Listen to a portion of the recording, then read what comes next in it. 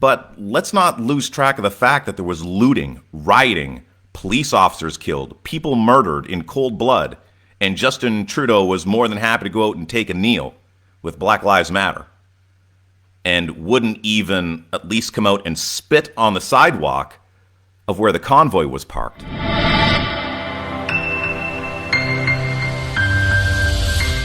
So welcome once again to another episode of the Launchpad Podcast. My name is J-Man, and this is a platform for free speech where people have the platform to speak freely.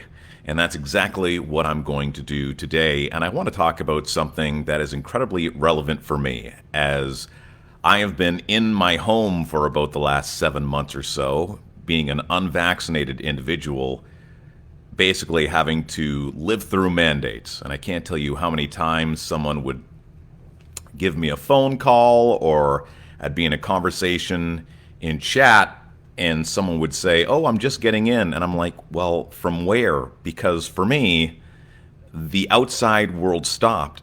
And the reality is, obviously, it did not. And that was a tough pill to swallow. And the only way that I can really explain how that felt to me is through one word, believe it or not, and that would be trauma. It was an incredibly traumatic event to not be able to basically flow in society like I always have, based on a medical decision. And that was mind-blowing to me. And I remember when I was finally able to go into a place without having to present a QR code or anything of that nature, and I posted it. It was a second cup around my neighborhood, which is a coffee shop, and people asked me, like, "Boy, was that weird for you to go out?" And I was like, you know what? It's not as weird as the fact that I was not allowed to come in here in the first place. That is what I found was really weird. I've also probably developed a little bit of a social anxiety. I'm still afraid of potentially going somewhere and having to deal with the rejection of being asked for a passport, and of course, I wouldn't have one. And the further this goes along, and now the reality of me being able to go inside, I'm like, wow, it's even crazier now than months before when I was talking about where I thought we'd be. As soon as I heard that there was going to be a vaccine that was going to be introduced to take on COVID, I was already talking about, oh, there's going to be vaccine passports, something of that nature. I remember we were hearing about the anti-masks and things of that nature. And I turned to one of my friends and I said, what is the one thing that you cannot talk about in today's society? And before COVID, it was like anti-vaxxing. Like if you didn't vaccinate your children, I mean, you were the Antichrist. And that was something you could not have a conversation with in public. You would be ostracized. You're the reason why polio is going to come back. Or they'd say, oh, you know why we don't have this? It's because of vaccines, right? That whole song and dance. And I said, this is going to turn into a vaccine debate, right? And those that don't want to go along with getting the poke, those people are going to be seen as second-class citizens. And that's exactly what happened. And then we had these mandates roll in, absolutely crazy. And at the end of the day, I think it's so wrong, let me just say this right off the top, that anyone has to make a decision when they're running their business, whether or not they're going to let somebody in based on the fact of whether or not they are vaccinated. That is not something that should have fallen on the business owner's shoulders. And it's obvious why the government wanted to rid themselves of it, because as we're starting to see, a lot of lawsuits are starting to pile up. And as soon as one goes through, well, you know, that house of cards is going to tumble. So if I had to put it in a word in regards to how I feel, it's like I'm insulted a little bit. I've said this to a couple of my friends. I'm just insulted. It just seems like so nonsensical that for all this time I was told that I couldn't participate in society, and now there's a war in another place in this world, and you know, COVID's just disappeared and I'm just allowed to go back in society now? Like, that's it? Like, I'm happy I can, but like, that's it? We did all that for what? For nothing? Just so I could go back outside? Like, these mandates routinely did nothing other than make things worse. And now no one gives a shit that they're sitting next to me in a restaurant or a coffee shop or a bar, but they wouldn't say a word to make sure that wasn't the case just a couple of weeks ago. And that hurts. So my feelings are also hurt. And you can say whatever you want. I made a choice. It was a decision. Well, I guess I decided to be hurt, and not just by the divisive measures that were put in place, but by the fact that more people didn't stand up. And I guess when it comes down to it, and I have a lot of friends that are in restaurants, and again, I'm going to reiterate that I do not believe this should have fallen on the shoulders of small business. But I guess early on is I thought that small business and restaurants and things of that nature would take on the role that the truckers did later on, just saying, you know what, we're not going to do this anymore. Enough is enough, especially from that industry since it got kicked in the pants so hard. But I realize that everyone has their own story. I'm not bitter about it. It doesn't change the fact that I'm human and I have feelings about it. And I want to tie in the truckers into this in one of my experiences in regards to going out. I was at this fancy little bar that I'd never been before. And I was having a conversation with my friend, and it just bled into the other table a little bit. And so we were talking about bizarre things, regular dinner table talk like circumcisions and masturbation. True story. Anyways, we got a little bit into this chat, and we're all very friendly, and nobody's talking politics. I used to always think politics was liberal and conservative, and now politics, it's expanded so much to where you talk about the truckers and immediately you're into politics. It seems like you're on one side or the other. And out of nowhere, there was no reason to have this conversation about the convoy. But this lady, she comes out and she says, oh, and those fucking truckers and that convoy. Like, she was angry about it. You could see it. It was like visceral anger. And those 3 weeks were most definitely not high times for her. She was not happy at all about the convoy. And of course, I was ecstatic about the convoy. I went there a couple of times. I enjoyed going there. It was peace, love, and all that good stuff. If anyone wants to talk about racism, I mean, you're free. I'm biracial. Not that I think that means anything other than I've been discriminated against before in the past, and my spidey senses kind of go up. I can sometimes take a pretty educated guess on whether or not someone is being prejudiced against me. And I never even got that feeling. Nor did I ever think about COVID any of the 5 or 6 times that I went there. And I just kept my mouth shut. And it just blows my mind. And this lady was a lovely lady. But I think about the arrogance that it takes to just come out and make a statement like that, not thinking that it's going to have any repercussions whatsoever, that you're in the right, and that the person that would be hearing that would just ultimately agree with you, to where you're so confident that you're putting it out there at the risk of conflict. And I just kept my mouth shut because it's not worth it to me. I don't feel this need to have to be right. I just let her say what she had to say. We continued on with our conversation, and that was that. And then I thought to myself, if I were to say that about Black Lives Matter, like, that would not be acceptable. It would not be acceptable for me to talk about blacks in a degrading manner and say, oh, Black Lives Matter. All they do is burn down buildings and cry racism, and they have chips on their shoulder. They have it really good today. Someone would probably even, like, from another table come over and say, like, what are you talking about? That would be unacceptable. It would be unacceptable for me to say. It would be considered to be incredibly reckless and arrogant to say. Nor would I expect to be out and about and hear anybody say that. That might be something somebody says at a private dinner function or with their friends playing poker or whatever it might be. I'm not usually around for the racist conversations. But it blows my mind that there's this double standard of things that you can talk about, Black Lives Matter, and you can talk about it as it's a positive thing because, you know what, we had to make noise because of Floyd, which was horrible, right? And there is racism. It's horrible.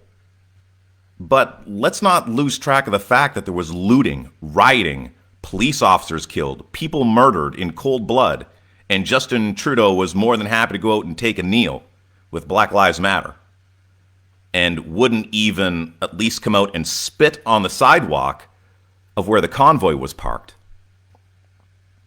And just, I don't know, fake a handshake. Hey, like this, you know.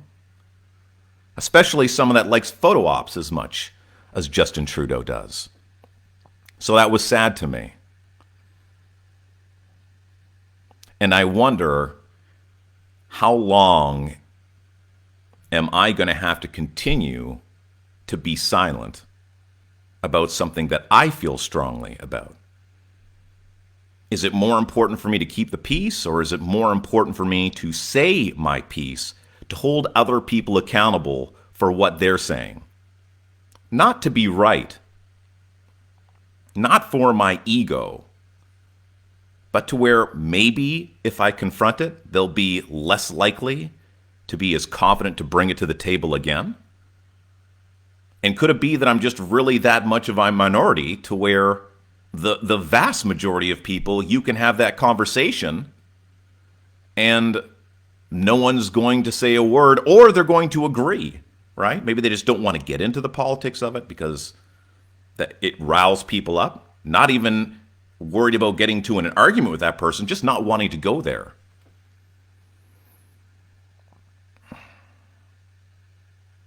It's been hard, it's been trying, and I think about all the conflict that went back and forth over the past 2 years, and it feels like it was almost for nothing because now we're just paying attention to like the doom and gloom of World War III, right? And the Ukraine. And where people put their perspective, like, I don't even look at it as a Russian and Ukrainian thing. When I go to sleep and I put my head on the pillow and I pray at night, I pray for all the people. I pray for all the soldiers. I'm sure there's a whole bunch that don't want to be there. I pray for the civilians that are living in that country, obviously, and people that live all around the world that have family there and invested interest. It's a horrible, horrible thing. I don't have to get into the politics of it. And I'm starting to wonder, like, when are people going to wake up and realize, like, how much are you thinking? How much of what you're thinking is critical, independent thought? And how much of the rest of it is just what you're being fed through that tube?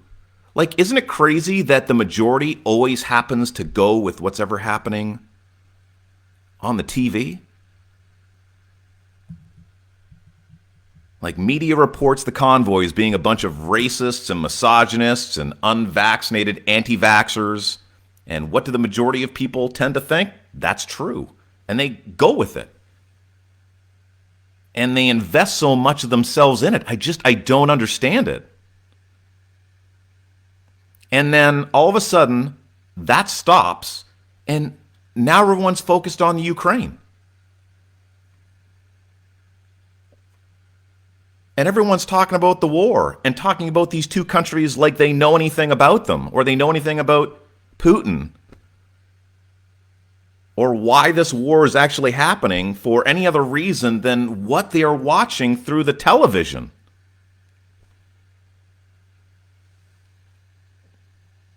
So isn't it important, regardless what side of the fence that you are on of any issue, that maybe we start reevaluating where we're getting this information, why we believe it so strongly? Why does media pick a side? Isn't media supposed to be unbiased? Media lies as a fault. I may have told this story before, I'm going to tell it again, but when I used to work in radio at a station called The Bear, we used to have a top 6 at 6. And I would tell people to call in and vote for your favorite tune tonight on the top 6 at 6, phone number, email, whatever it might be. And oftentimes, that list was printed days ago. Maybe even that day. Point being is that number one was decided before I asked anyone to even call into the radio station. But you record a phone call, and it's someone saying they want to hear Coldplay Yellow for number one on the top 6 at 6. I play that into the intro. Yellow comes on, number one at the top 6 at 6. And there's this illusion that people had some influence over what was going to be the number one tune of the day. I'm just some dumb kid working at the radio station doing a top 6 at 6 on a Sunday night when I'd rather be at home playing Call of Duty, because that was around even then. And I'm manipulating the truth. It's theater. I'm an entertainer. And media has turned into entertainment. And I'm not going to even turn this into a left or right thing. People put me on the right. I didn't even know what right and left was a couple of years ago. And then I have Randy Hillier on my show, and I do a podcast with him, and immediately I'm put on the right. I have a talk with a flat earther, and that puts me on the right. I don't want to get a vaccine, and that puts me on the right. I don't even get to make the choice. Society will put you in a certain place. And then it's almost like you have to fight your way out of it for credibility. I was supposed to have a famous Canadian musician on the show, and I'm pretty sure he hasn't come on because I have taken the stance I have in regards to not being vaccinated by choice, never encouraging anyone not to get vaccinated. But they distance themselves. And it's crazy to me that we went through this whole thing, and as a whole, I mean, you see it on social media, you see it when you're out and about and you have conversations. It's very divided in regards to like where people are. And yet when it comes to Hollywood, like all the famous people you like on TV, all the famous people that you watch on the movies, all the people that sing your favorite songs, all your favorite sports stars, like none of them say shit. Like what are the odds? Like how come these powerful people with these massive platforms, like none of them are banding together and saying like, what is going on here? This is not right. Like, how can any artist be okay? I mean, again, I understand they have to put food on the table as well, but the fans that got your rise to prominence are the ones that now you're telling can't go to a show because they didn't have a QR code. How do you stand for that?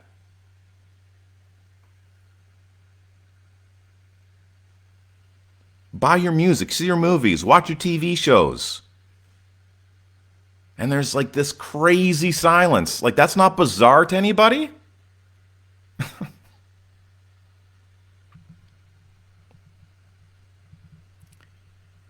I just wanted to make one podcast a solo cast that I rarely ever do, just to kind of get some of my thoughts out there and get them off my chest and not have to compete with a guest or anything of that nature. And I don't want to come from a place of scarcity. I want to come from a place of abundance. And I'm happy and I'm grateful for the fact that things are better. I can't complain that I can go out, even if some people want to implement the passports. I mean, that's their choice. I would have to hope one of them would maybe watch this video. And I don't know if there would be any empathy for a person like me that doesn't seem to be, throwing shade at anybody. I think this was horrible for everybody. It doesn't matter what your status is. It doesn't matter if you're a business owner or not. Everyone can kind of agree, like, this has been a shitty time in human history for us. And we have good lives. Like, we live in a good country and we have a good way of life. And there are some people that would die to have to go through COVID the way that we did here in Canada, opposed to the way that they had to do it in other countries, because they don't live like we do. Like, I ordered Nespresso pods from Amazon. Life can only get so bad, right? It really can only get so bad. But it doesn't mean that it's not trying. And I'm going to end on a positive note, is that I encourage you to find growth within this experience. And hopefully it's over. I don't know. But I'll tell you that I don't have a lot of strength or gas in the tank right now, especially because it's so expensive, to worry about anything else right now other than adjusting back to living in a normal society and not feeling weird about it. Like when someone says, "Hey, long time," I'm hearing, "Hey, you're one of those unvaccinated people." And they may not even care, but that's what's going on in my head. And I need to get past that kind of stuff. And I don't know if you feel the same way. And if you do, I encourage you to get past it as well. Is that everyone is doing the best they can with the tools they had at the time and what they have at this time. And to be grateful for the growth, because with great discomfort comes great growth and evolution. And the fact that I'm having this chat right now on this podcast with you is because of COVID. I was doing things face to face, and I was never thinking about talking to some of the people that I have, like Theo Fleury. Like, that's crazy, one of the greatest hockey players of all time. That I would talk flat earth with David Weiss. Like, what a crazy conversation. To sit down with politicians, right? Randy Hillier, Maxime Bernier. It's been quite a trip. The honor of talking with veteran Greg Hill, who lost his job because of mandates. Carla, even, just a good old-fashioned nurse that loved her job and loved her patients, that lost her job because she made a medical choice.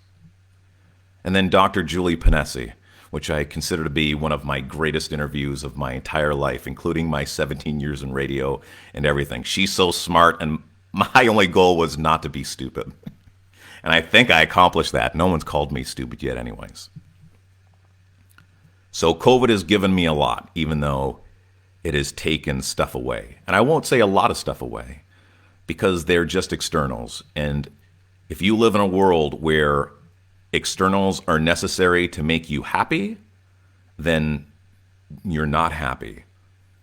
And take this, what it was and what it is, as an opportunity to grow yourself inside, to become a better person, to turn the other cheek, be better to people that aren't even good to you. That's the whole point, right? It's not about just being nice to the person that's nice to you. That's really fucking easy. It's being kind and generous and empathizing with the person that yells and spits in your face and doesn't want you to sit down in a restaurant next to them, or maybe give you a hard time because your mask isn't completely over your nose.